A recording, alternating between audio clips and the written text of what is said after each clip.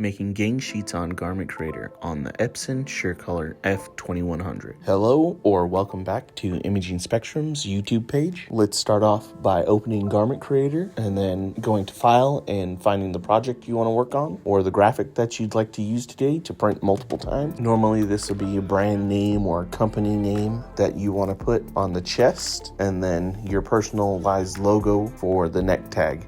But it's completely up to you. Today I will be using True Holly brand name for the neck and chest logo. Now this customer has a specific size that they want. All right, so we have a nice large logo that I can shrink down. Remember, you can always make a large image small, but you can't make a small image large. I'm going to place my graphic an inch away from the corner, both top and bottom, so that way I have enough finger space to grab my sheet after it's printed on. All right, for the window that just popped up, there's two ways of getting here. You can double click your graphic and it will pull you to this window, or you can hit edit and go to multiple images and it will pull you to this window. This is basically where you do your layout. Now you don't have to use the same image in here. If you're making a gang sheet, you can put multiple different images in here, but for our premise today, we are doing same brand and name tags for the customer's t-shirts. So it's going to look like a repeated pattern across the gang sheet for us. Once you have double clicked the image,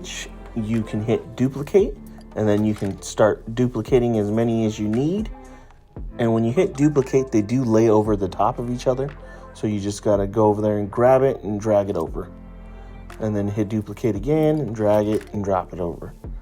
And then you want to keep it as aligned as possible, but it's personal preference when you're doing stuff like this. If you can't see it, you can do things like change the background to make it easier on your eyes, or you can change the grid colors to make it easier for you.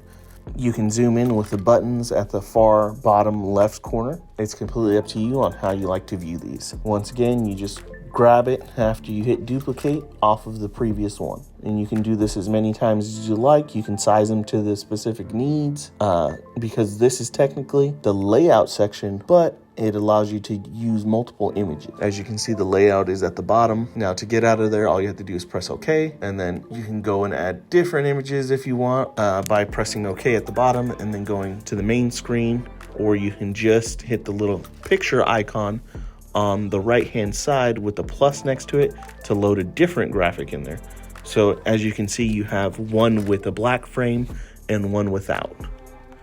So the one without are going to be the neck tags, and the ones with the black frame are going to be the ones that are going to be the chest logos. Please remember that the same process can be done on the new SureColor F2200 as well. Now let's pull up Job Estimator.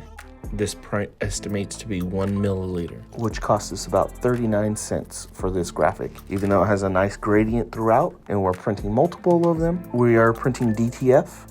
So we have a reduction in the ink density on white.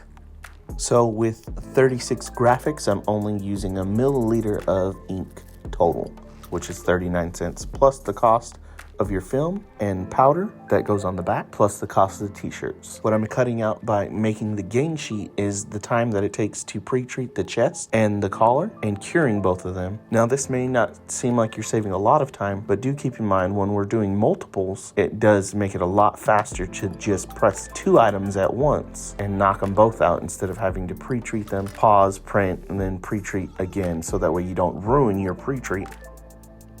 Load your film matte side up. You can secure it with a piece of tape. I usually use heat transfer tape because it holds and is easy to remove without leaving an adhesive.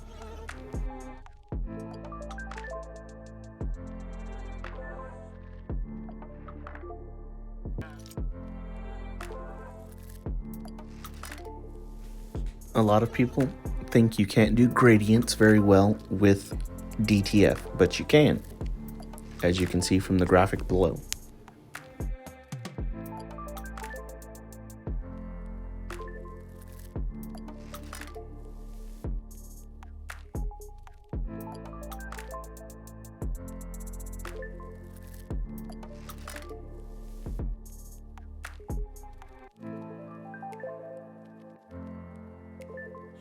Now add your powder for the DTF.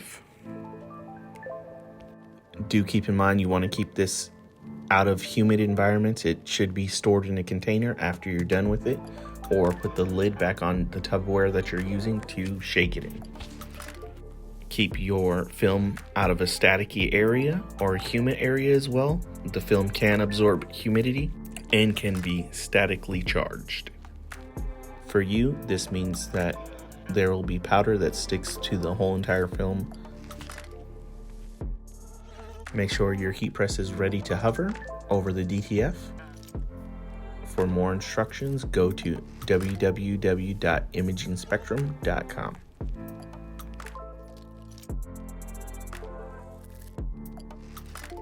Once the DTF is cured and you're satisfied with the powder on the back, you can cut them as needed. Now we have chest and neck tags ready to go with a nice golden gradient on them.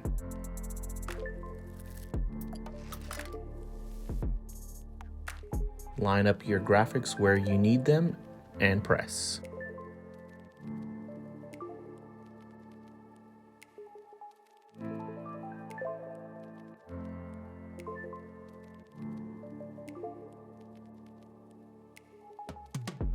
Don't forget, once you remove the DTF film, you do have to repress the graphic into the garment.